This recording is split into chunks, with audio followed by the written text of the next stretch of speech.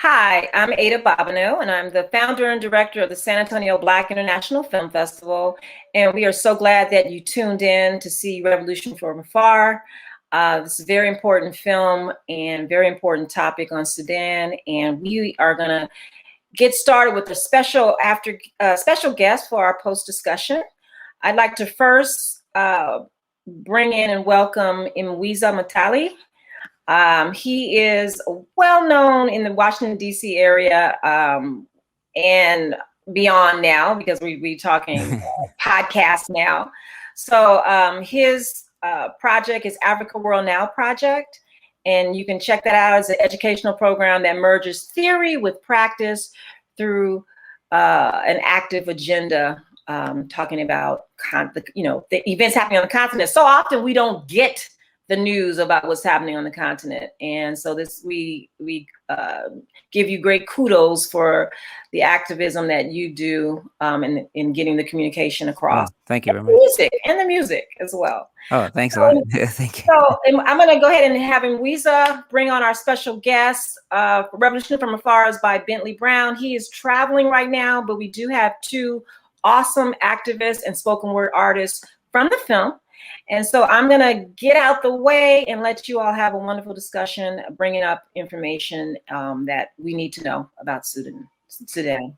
Thank you. Thank you very much. Thank you, Ada. And it's a delight to be part of this presentation, Africa World Now Project and San Antonio Black International Film Festival. And I also want to acknowledge my colleague, James Pope, and he's here in spirit. And we work on issues all over the African world, not just limited to the African continent. But just before we go, I wanted to acknowledge and introduce our special guests who are in the film that you just watched. These are spoken word artists. First is Khadega Mohammed, who is a spoken word artist, and she's currently a student at Wayne State University pursuing a bachelor's degree in political science. Khadega, welcome to the program. And then thank you so much. Thank you for having me. Oh, thanks. Thank you. Sorry. Thanks. And we also have Bayadir Mohamed-Osman. She's also a spoken word artist and a student pursuing master's in public health, working with children with disabilities. Again, thank you for being on the program, Bayadir. Thank you again for having me. Thanks. First, I wanted to as we get into the weeds and nuts and bolts of this film, if you could talk to us about the process, describing the process of how this film came together with the director, Bentley Brown, who himself is not Sudanese, but how did he get connected with all of the artists who are of Sudanese heritage to be involved and to be part of this process? I don't know who wants to start. I can have Khadega start. Khadija's having a little bit of problems with her audio. Oh, okay. So probably we'll start with Bayadir. Yeah, I can hop on in. So Bentley has been known in our Sudanese community for a very long time. He's lived in Sudan, contributed so much to the art scene, to the activism scene. Bentley has spent a lot of his life in Sudan and in Chad, so that's how a lot of us connected with him. Mm-hmm. So as soon as the revolution came together, it didn't matter whether you're Sudanese, whether you're from the diaspora, or whether you're an ally. You know, a lot of people came together for the movement, for the Sudanese revolution, where the Sudanese dictator of 30 years was overthrown. Mm-hmm. So I connected with Bentley at an event. It was a Khalid al-Bay event. He's an artist, political cartoonist. And, Bentley talked to me after I had a performance and just said, hey, I'm doing a documentary about the revolution. Can I meet you at a conference we were having in Denver?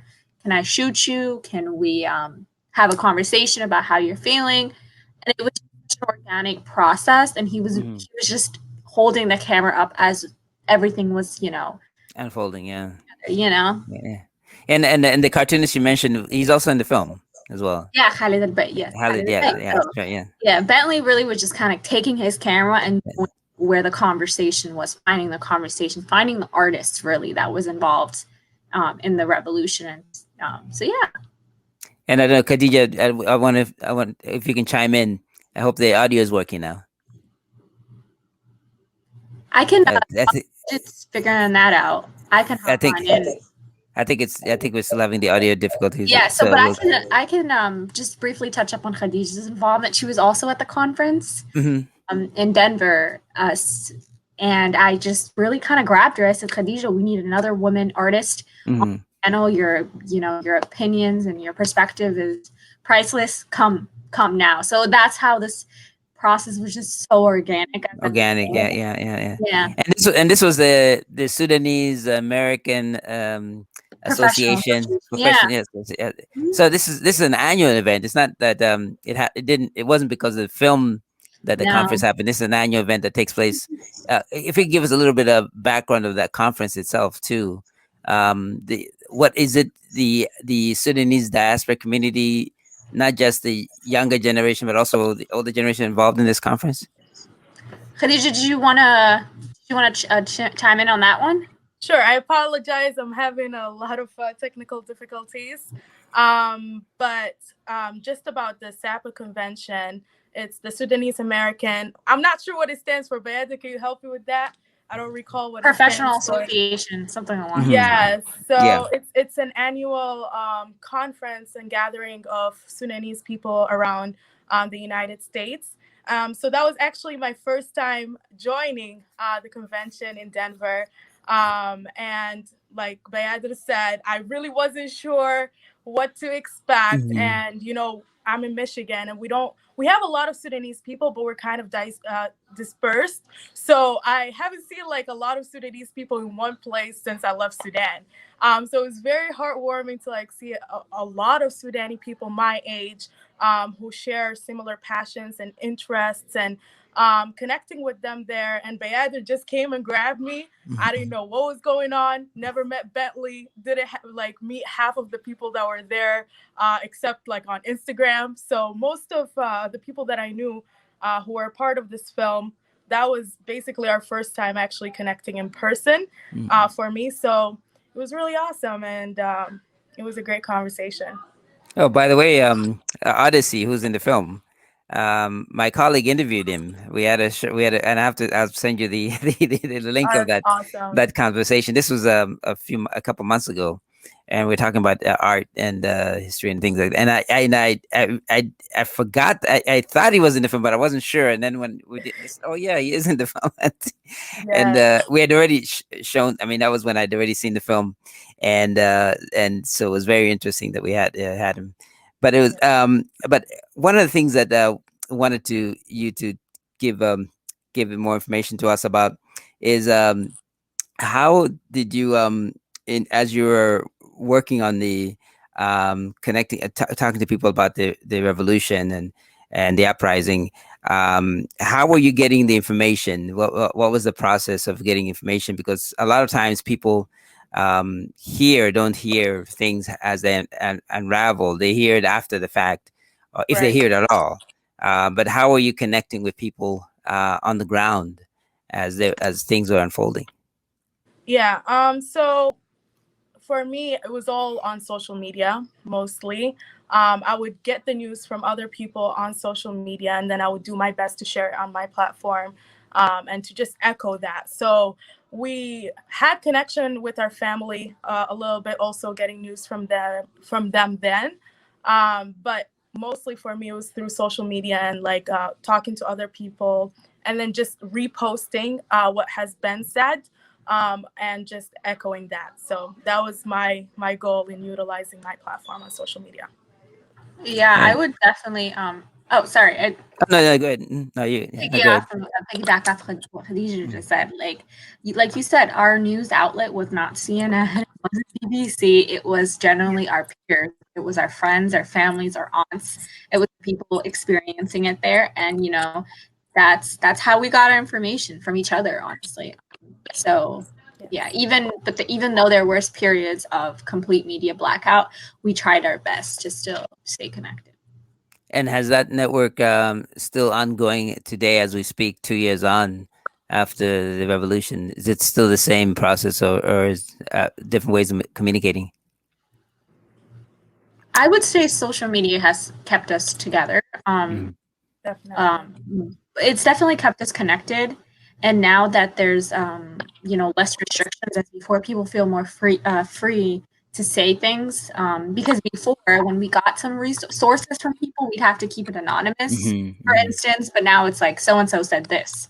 So-and-so said this. Because I know, Khadija, you probably had similar experiences that I would get information from them. But I can't say who said what and who their source is, We had to protect people's safety. That was a priority. Yeah, Khadija, you wanted to say something on it? Sorry, Khadija. No, I was just agreeing. I was agreeing with Bayadir. It was very difficult making sure that we get the news out while not jeopardizing people's safety on the grounds in Sudan, because it was just very dangerous to speak out during that time and to get the message out. So we had to keep a lot of things anonymous and to ensure that we're protecting our people in Sudan as well. Yeah, and actually, it's mentioned that in the film was Sinkane. I'm pronouncing it like a Southern African as I am, but Sinkane was talking about how his father, came into exile, and for many years he would, at the beginning he was writing a lot, and then he stopped, and then all of a sudden he started writing more as things were happening, but I guess there was always this fear, especially during the height of the al-Bashir regime, of people getting in trouble if you speak out, or getting somebody at home in trouble because you're speaking out, even though you're safe in the diaspora. And it's very interesting. But and it's interesting. I wanted to expand a bit about this issue on this. You in the diaspora, working with people on the ground. Did they feel that you were? How did they feel about that? Did they think that you were kind of Johnny come latelys, or people who are in the comfort of somewhere and trying to be leaders or trying to be dictating what's going on? What was that relationship like with it's always, there's always this tension sometimes of somebody who is at home and somebody who's in the diaspora. If you can expand a bit about that, on that relationship. I don't know who wants to start. Did you want to start with that? It's an excellent question. Did you hear? I don't know if you heard me, Khadija. I can start off. I think it's an excellent question, and it's something that all as community organizers in the diaspora had to keep in mind, that we are trying to echo their voice. We are not their voice. So that is something that was one of our biggest goals, was to make sure we kept giving them the lead. You can start on that. I'm still trying to collect my answer. Thoughts? Okay, no problem. Yeah. So she's answering now. Yeah. It's all right. So we kind of just made sure to echo their voices, provide them the money, the resources. So if they needed something, we would send it to them. We'd be like, what do you need? Do you need food? Do you need this? Do you need this? We weren't sending them, you should be doing this. You should stop doing this, because that is so, that's such a privileged thing that we can do. They're the ones risking their lives in comparison to us. I think that was our job from the diaspora, was to spread the word. Not to take over anyway. Yeah. And just to add on to that, like for me, there was also almost like a sense of guilt that I am here in the comfort of my home, and I am like, trying to be a part of this revolution for a long time. It was hard for me to accept that, yes, like we were still a part of this revolution from afar, because it's a sensitive area. You don't want to go in and have this white savior complex coming in, and you're like, I know what you guys need to do on the floor, on the grounds in Sudan. But also, like, we wanted to also echo the voices of the Sudani people in Sudan. And so I felt kind of guilty, not even going to lie, like even just echoing their voices, because I was like, it feels like I don't have that right to speak out on this. And so it was a journey for me to even like accept that I am a part of this revolution from afar, though it's not, I'm not there, I'm still a part of it. And so like Bayadir said, we just had to make sure that we are not, telling them what to do, rather just like getting the message and projecting it and echoing it, because unfortunately they're not able to do that in Sudan. They weren't able to do that in Sudan after the internet was shut off. And so that was our privilege here in being in the diaspora. We had the internet, and the social media is an extremely powerful tool in revolutions, in modern day revolutions, and in getting the message out. So, you know, I would have felt even more guilty had I not used my privilege in having access to social media to echo their voices. And so, go ahead. Yeah, I really wanted to just touch on like that word guilt. It was something that we were carrying, you know, like survivor's guilt. You know, my family immigrated here to Sudan as refugees. When we left, my father was a political figure and like a freedom fighter in Eastern Sudan. So government wanted to execute him, so he had to flee the country. And I didn't meet my father until later as a child, because he had to literally flee the country. You know, carrying that 25 years of just being in the country and being afraid to use my voice.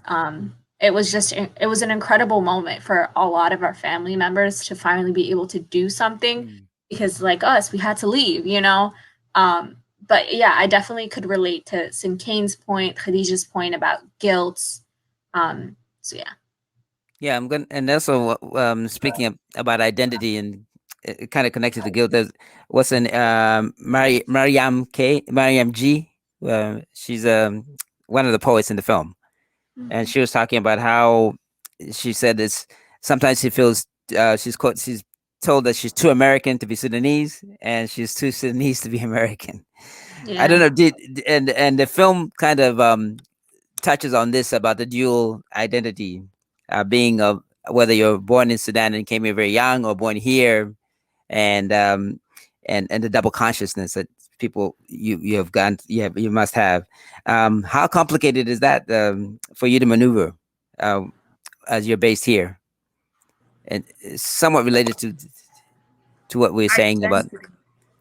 Yeah, I mean, identity is a very complex topic for me personally. Something I've always struggled with is like, where do I fit in, right? Like I was born in Sudan, but like a lot of my life, I spent it outside of Sudan. I was raised in Saudi Arabia, then immigrated to America at the age of 8. So for me, I always kind of struggled finding a place. Like, you know, if I'm either way too African or I'm too Arab, right? And it's like, okay, you know, I'm not accepted wholeheartedly by the Africans, nor am I accepted wholeheartedly by the Arabs. So where do I fit in? And so for me, I couldn't fit in with like African-American Black people either, because that's being Black in America is a different culture as well, and couldn't fit in with white people. So honestly, I started hanging out with Asians. I started hanging out with like Desis, Pakistanis, Indians, and stuff like that. So, but it was still that sense of not belonging, really like was just overwhelming. So this revolution and kind of me being a part of it from afar gave me a sense of that reclamation of identity. You know, for the first time, I was kind of very proud to proclaim my Sudanese-ness, regardless if I am accepted by Arabs or Africans or white people or Black people or Asians. It didn't matter at that point. I was just saying, I'm just Sudanese. That's an identity that is enough on its own. You know what I mean? I am all of those identities at one, and I don't need to scatter myself into different boxes to fit in. I could claim all of them at once and still be proud of that. And that is okay. And that's the beautiful complexity of identity, is that it's not a single thing. It's not a monolith.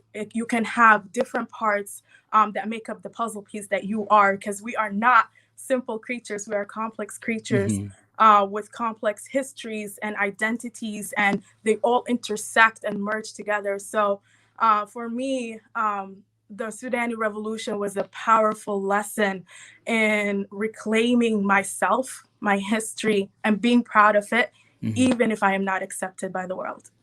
Yeah, great, excellent. And we have a question from an audience member, and they say that what in you as as artist drives you to connect your art with activism, and why is that important? I think once again, it's one of those privileges that we have, because art is more palatable to people. It gets the message across. You know, people don't always want to watch a documentary or read an article about Sudan, but they will listen to my 2-3 minute poem, and it will provide that same educational value, and it would also make it more personable to people. You know, it once they hear a story behind the revolution. You know, I have a lot of pieces about my father's experience being a political figure. So I have so many poems about that. You know, it's not just a statistic anymore. It's not just a random person from in the middle of Sudan no one's ever heard of. It's me, Bayadir.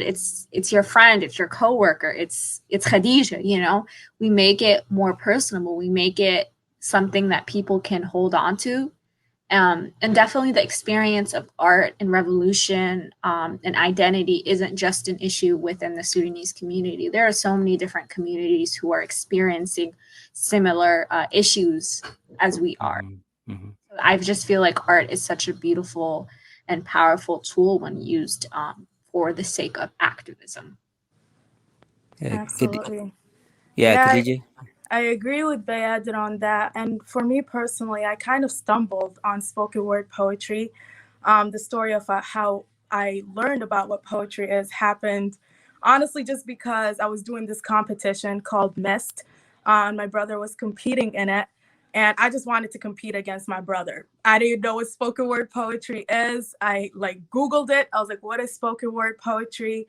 And I watched all of these videos, and I just felt like this feeling that I've never felt before seeing people perform. It touched me. And like what Bayadir just said, the word that she said stood out to me. You know, it's an experience. Art is an experience. And in watching those videos, I felt that experience, and something in me wanted to put my own experiences on paper and share that with the world.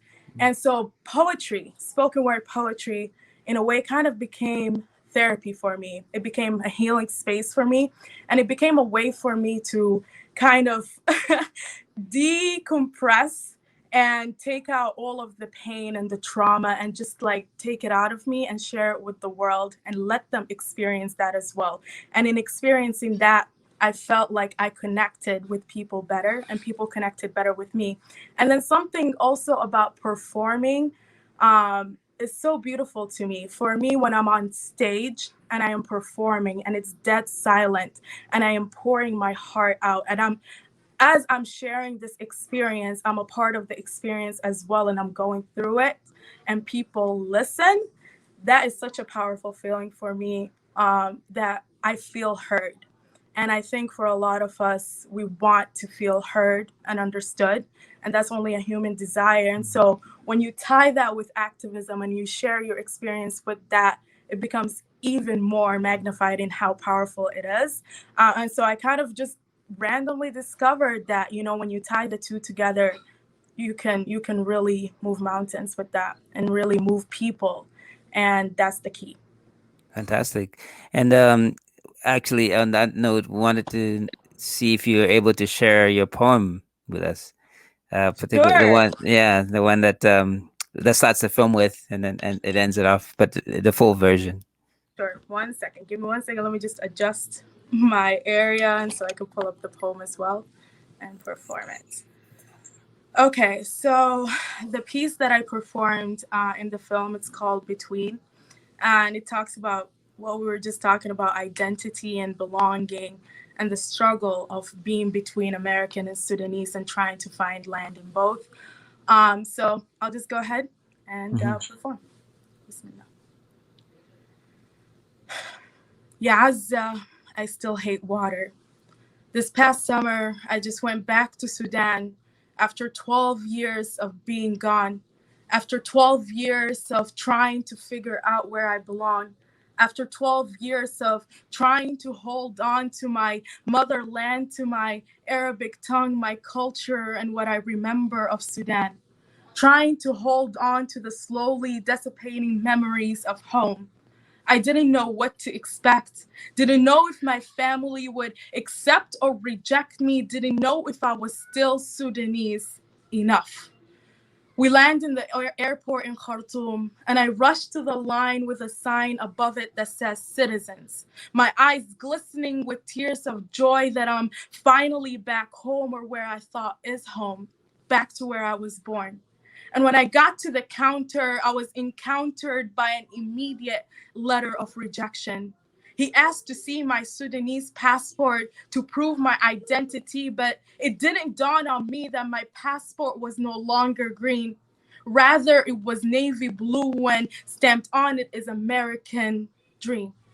He looked at me and said, "This isn't the line where you belong." He then pointed to the line with a sign above it that said, foreigners. I wanted to scream, "No, you're wrong. In America, I also don't belong. So where am I supposed to go when in both lands I can't claim home?" Memories immediately flooded back to that one time when I was 6 years old. And when my cousins suggested we go swim in the body of water that gave birth to us.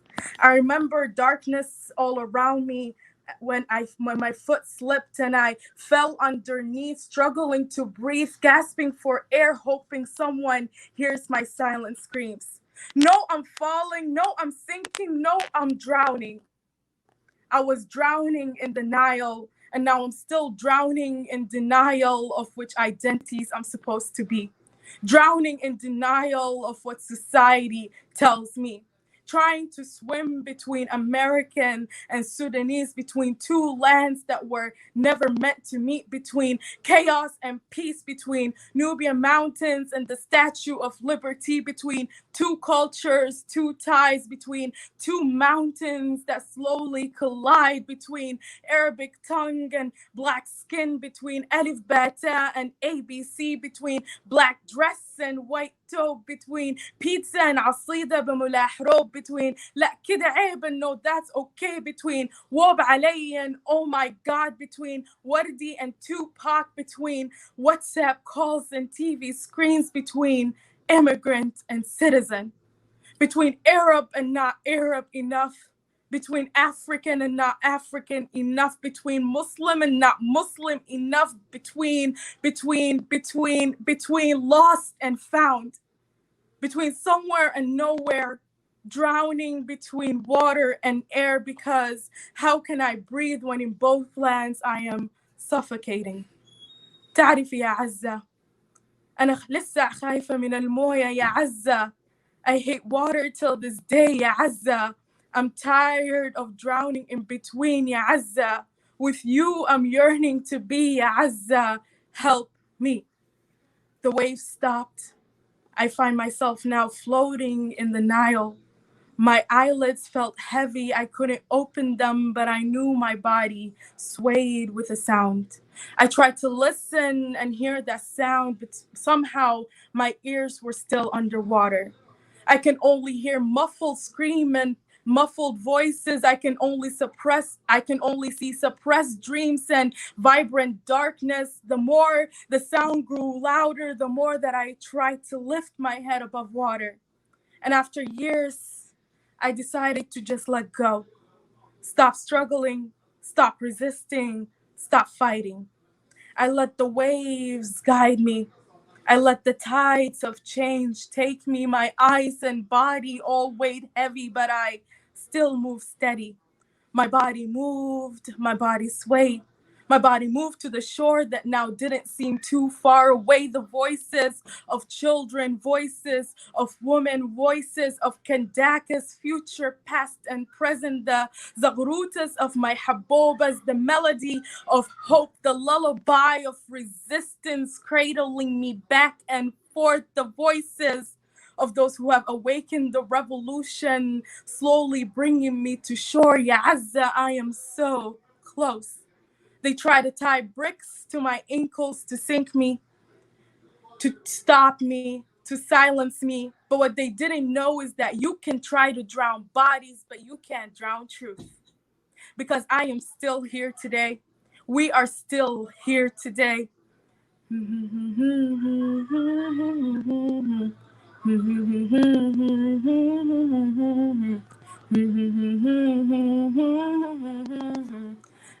أفريقي وأنا سوداني، أنا أفريقي وأنا سوداني، أنا أفريقي وأنا سوداني. I opened my eyes only to find my cousin pulling me out of the water.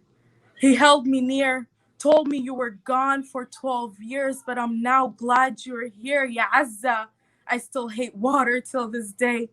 But this was necessary to getting me to my destination, because what I now understand is that water connects and it does not separate. Time doesn't run, but rather it waits. You see, just because I'm in between two bodies of water doesn't mean I can't have two shores. And just because I'm in between American and Sudanese doesn't mean I'm not enough for both, because you see, in between sinking, I learned how to rise. In between drowning, I learned how to float.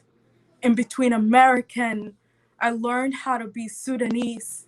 And in between suffocating, I learned how to truly breathe. Thank you. Good. Thank you very much. Perfect. Nice. In between is the theme of that. Between. Yes. And perfect.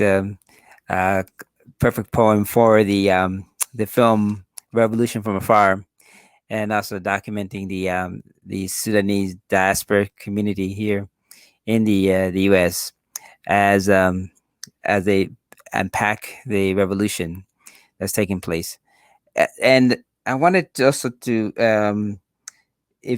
find out whether the film has been shown in some way in Sudan. It has been shown in Sudan. What were the reviews like? I'm not sure that Bentley would have the better answer for that. Okay, yeah. I am certain that it was screened there. But it was okay. A film festival, Sudan's film festival. Yeah. When did they screen it? I want to say the end of last year. Oh, okay. Wow, fantastic. And I was trying to see what was the reaction from people there of the film. I hope good. Well. Yeah. Bentley would have the answer for you. Yeah, Bentley. Yeah. Bentley would probably have the better answer. Yeah. And I don't know if Khadija back, or I think yeah, she's. So we'll get back to Khadija in a minute. But you're working with in your field. You're doing public health. Yes. And for masters in public health, and you're working with children with disabilities. Do you see the connection of what you're working and the education that you're pursuing also connected to the activisms that you're involved in? I'll start with Bayadir and then Khadija as well. Khadija did kind of expand on it a bit, but I'd like to hear your role as well, and how art and how it connects with the work that you do. For sure. So currently I'm pursuing my master's in public health at Johns Hopkins University. And the reason why I got interested into public health in general is when I visited the hospitals in Sudan.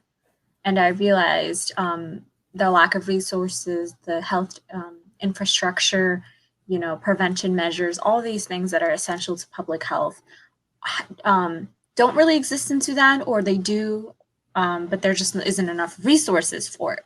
So that is why I pursued public health in order to get my experience, my resources here in the States, and then my lifetime goal is to return to Sudan and be able to provide more resources and collaborations with healthcare professionals in Sudan.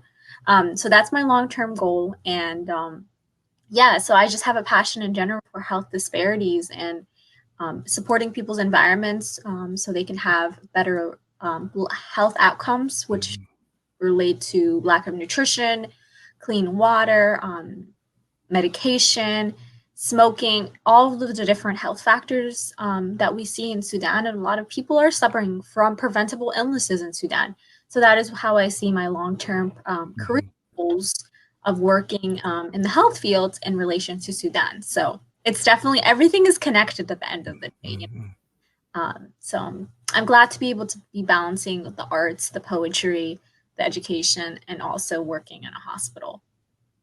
I know, Khadija, you did talk a little bit about art and the importance of art early on, but I was going to ask you directly, your major, political science, how do you see that art playing a role in your education, and yeah, and would it be important? Would it be a critical part of your educational process? Mm-hmm. I mean, for me, studying political science and with art, coupling that with political science, I think understanding how politics operate and how government works is important. And I believe that, I was having a conversation with my father. My father was actually the one to push me to pursue politics. And even, my objective with politics is that I wanted to expand that into studying international affairs. And I want to go back to Sudan, and I want to become a part of the government in Sudan, and really, I think, governments can be really corrupt, especially the one that we had previously in Sudan. But if a government does it correctly, then it can really benefit its people.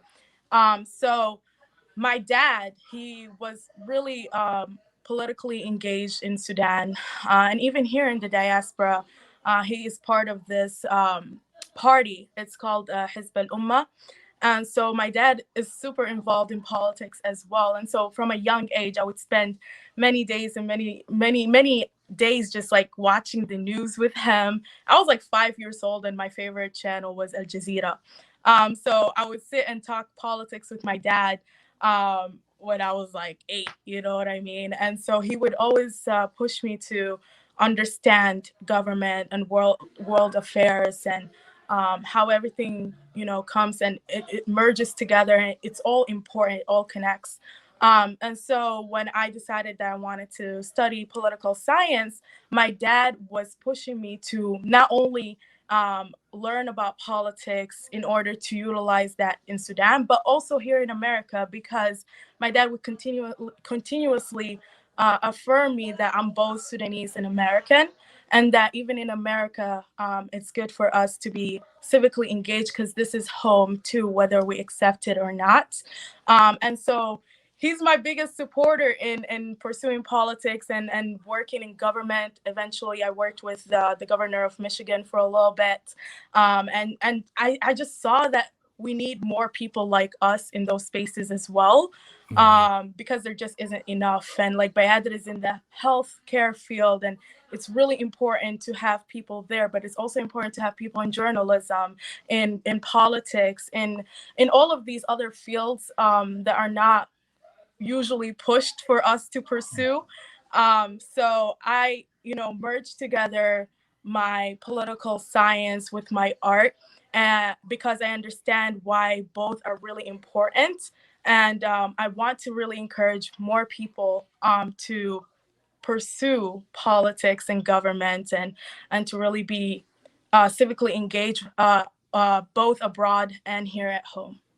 Speaking of politics, just following up, what is the current situation now? What are you hearing about 2 years on? How is the mood in the country, and also in the diaspora about the current situation? Yeah, I mean, from what I'm hearing directly from my family, they're still very unhappy with the administration that's in Sudan now.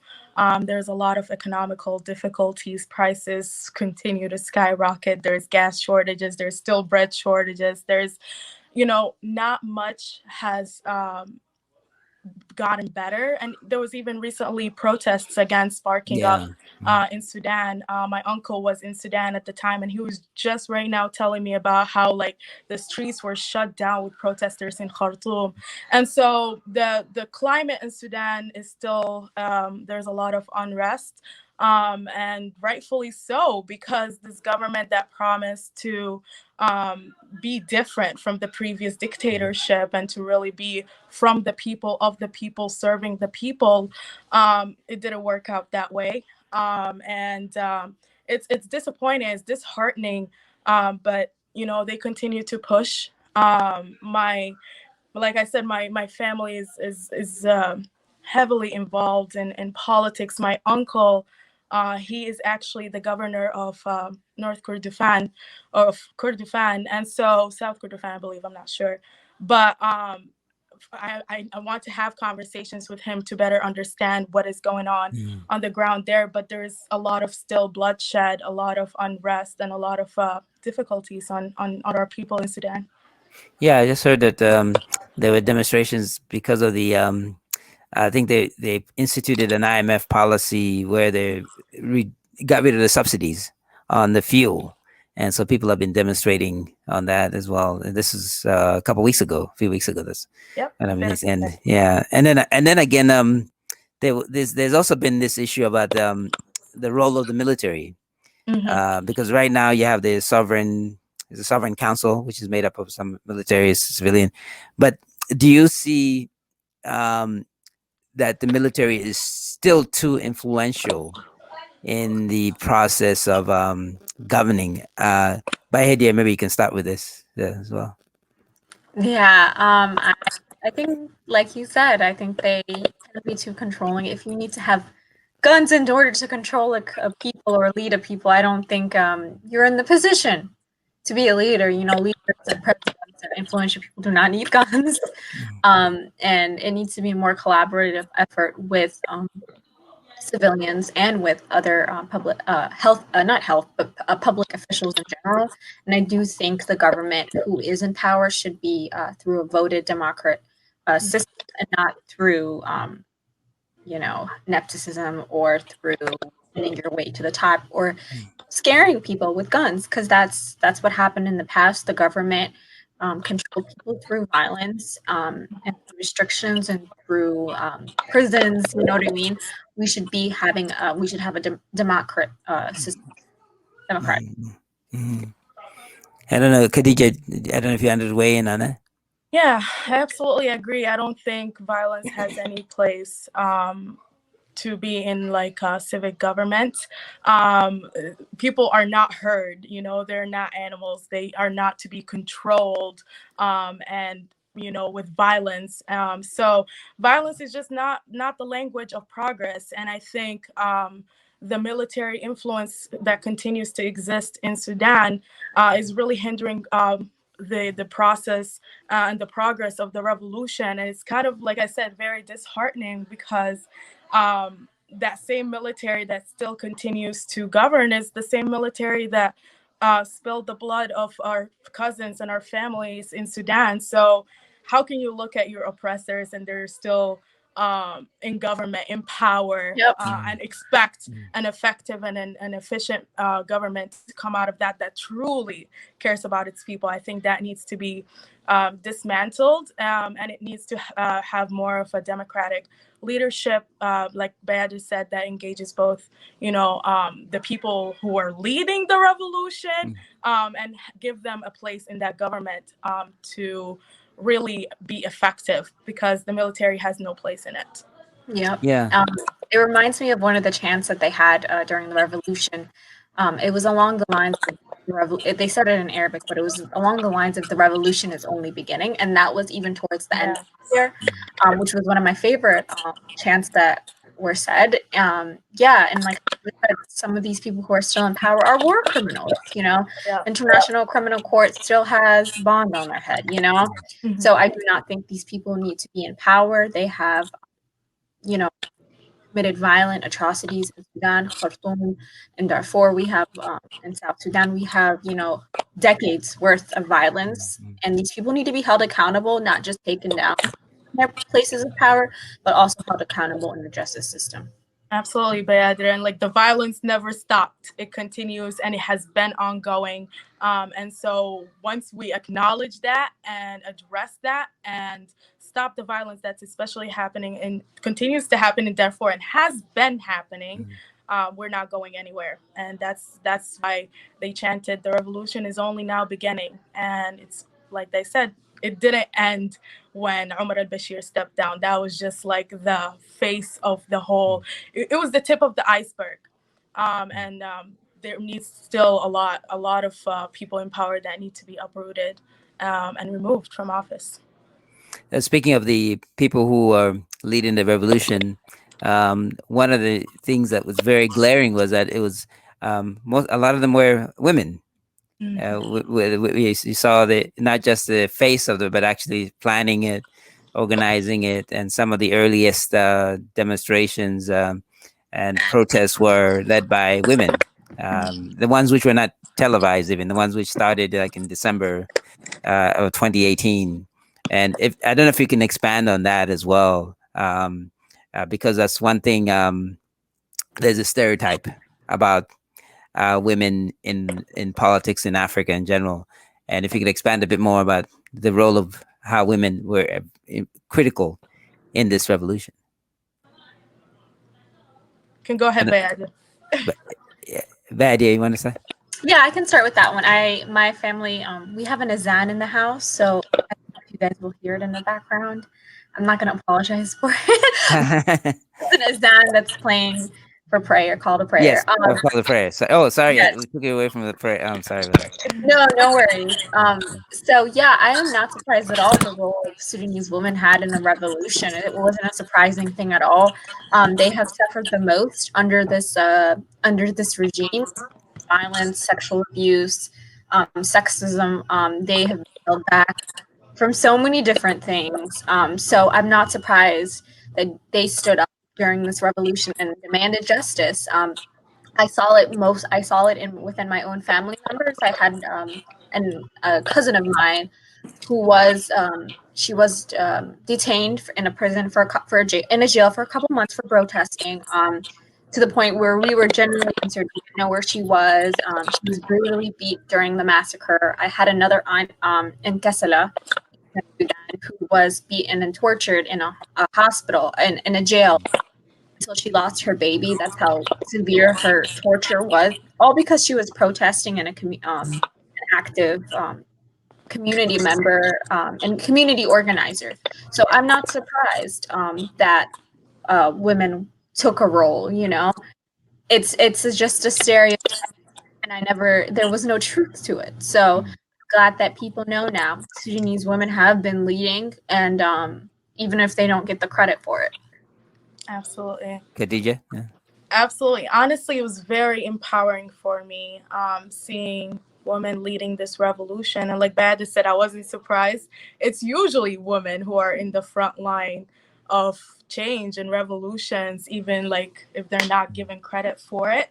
But for me, it was empowering because it kind of allowed me to take a look at the women in my own family and realizing that I really do come from a lineage of matriarchs, powerful women who are not even allowed, that's not even the word. They don't even need to ask the permission to really take charge and to be in the front lines. And so for me, this was a beautiful thing to see women wrapped in the taupe and in the front lines. And it kind of inspired me to also do that and to be proud of my taupe as a symbol of just power, right? And the stereotype that women are oppressed and they don't have a place in the revolution is false. And the Sudani revolution really proved that, and it showed that. And the proof of that is the symbol that became world known of the Sudani revolution was the woman standing on top of the car, chanting with a crowd and wearing the tobe and looking like a beautiful kandaka. And so we realized that women have always been there. They have always been doing this work, and they have been always in the front lines, but only now were they only shown as symbols and given credit for it. But it makes me very proud to be a Sudani woman and to recognize my own power and to be inspired by the lineage that I come from. Yeah, and actually to expand on what you're saying, that now people at least get know this. Where can people get the most accurate information? I mean, apart from, I know you have direct family connections, but what are some of the other sources? If people don't know somebody from Sudan, where can people get information which is beyond the headlines, beyond the sensational, but gives the nuances, the history, the perspective on the country, what's going on? I would recommend just starting with social media at this point. Unfortunately, I don't have a book to recommend. There are actually, I'm not gonna lie, there are, but I would just recommend starting with social media, following people within your field. For instance, if you're real interested in art, I recommend following Sudanese artists. If you're interested in the engineering or the infrastructure or the health, following doctors and physicians and engineers from Sudan.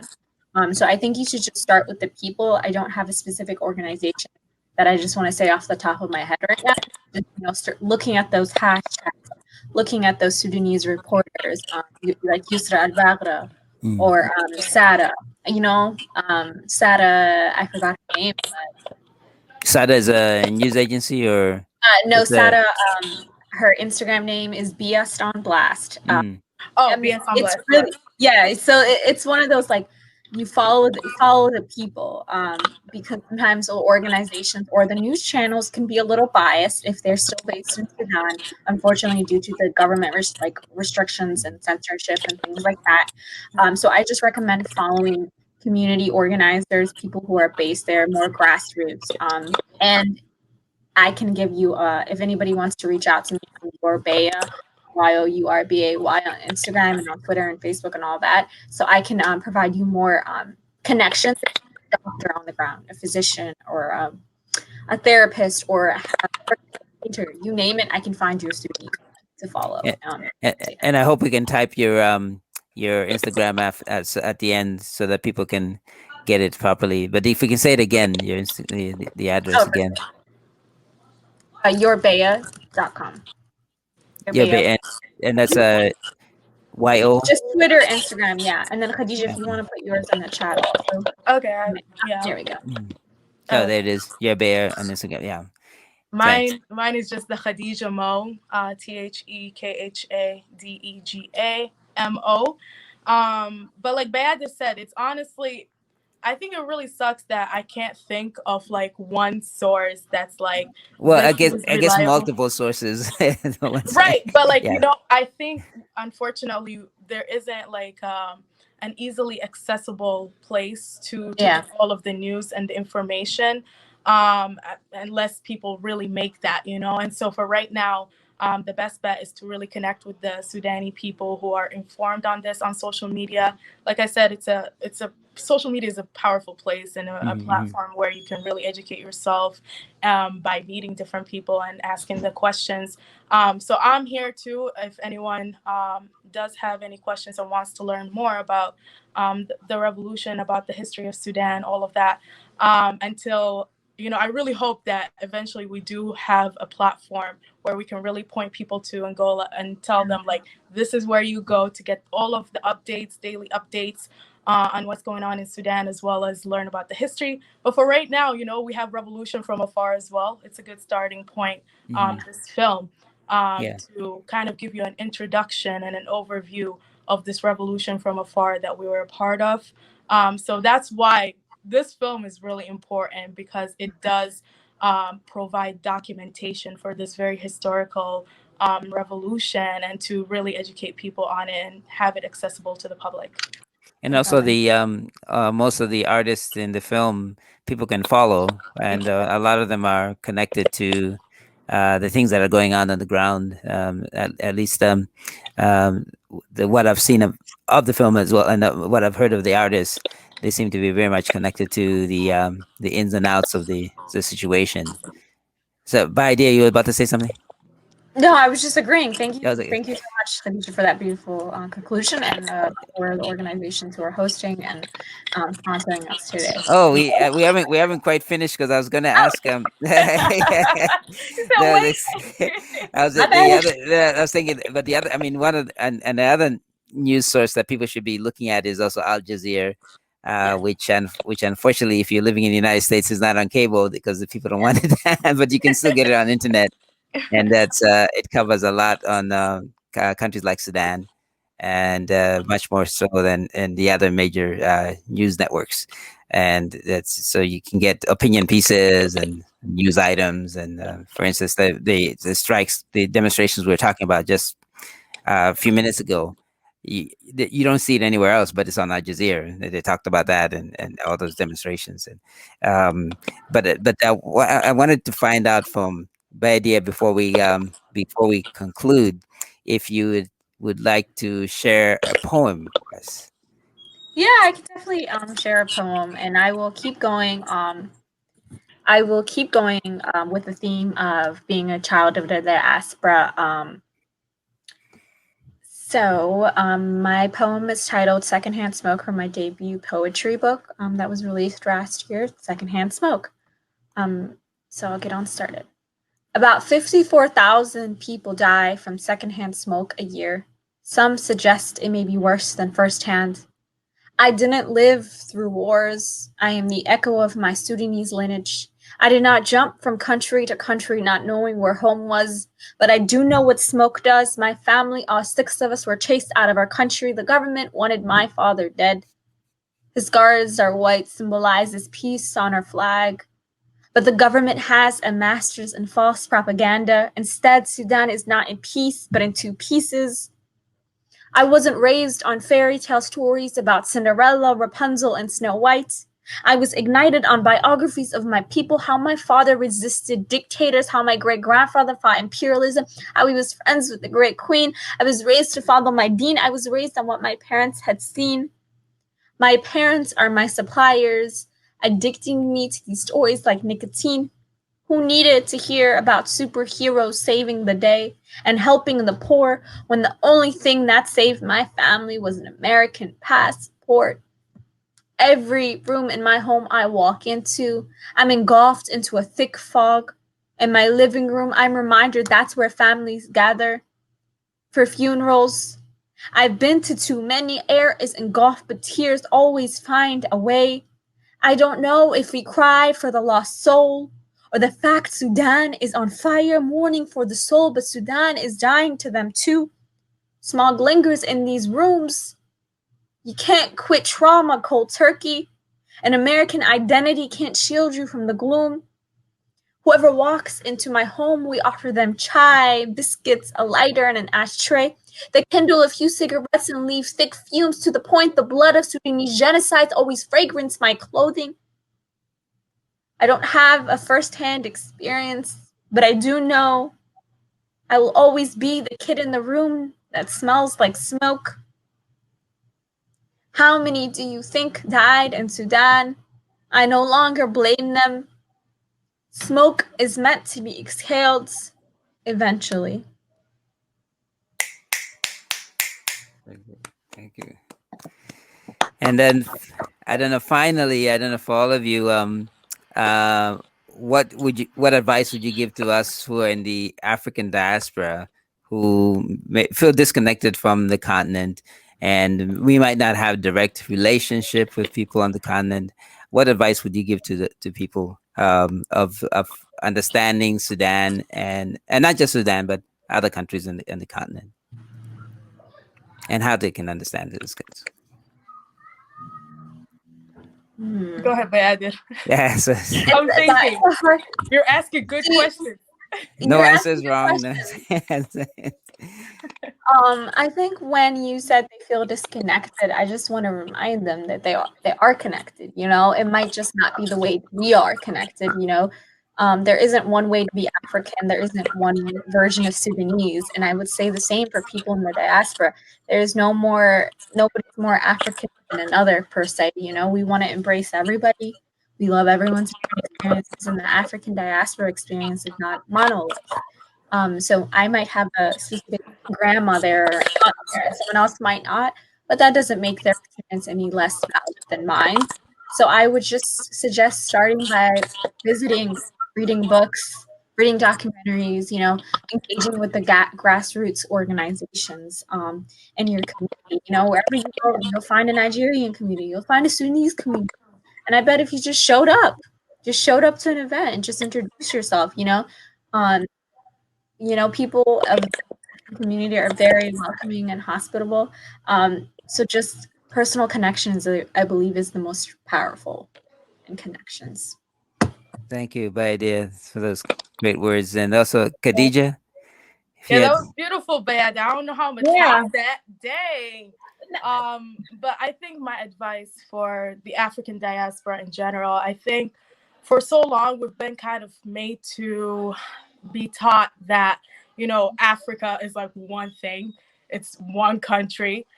When that is not further from the truth. Africa is a continent. There's so many different countries, and there's so much different diversity within each country. Like Bayadir said, we are not a monolith. So my advice is for us Africans to really reclaim our Africanness and to take pride in that, and to remember that civilization started from Africa. We come from a lineage of royalty. We come from kings and queens and empires, and that we have so much to offer to ourselves and to the world. You know, there is so much to be proud of in being African, and the world has tried to make us hate ourselves for so long. So our first step is that first love, that first that self-love, that appreciation, that understanding of our history and where we come from, and realizing that we are more connected than we know, that, you know, in being connected to one another, we have a history that is shared between all of our countries, and that there is great pride in being African. So that's the first step for me. I think if we can't love ourselves and our history, and if we can't appreciate where we come from, it will be difficult to see a vision for where we're heading. Thank you very much, Khadija, for those great words. I cannot echo that any better. Thank you. Any better. My sisters, this has been, and my brother, this has been very enlightening. Yes.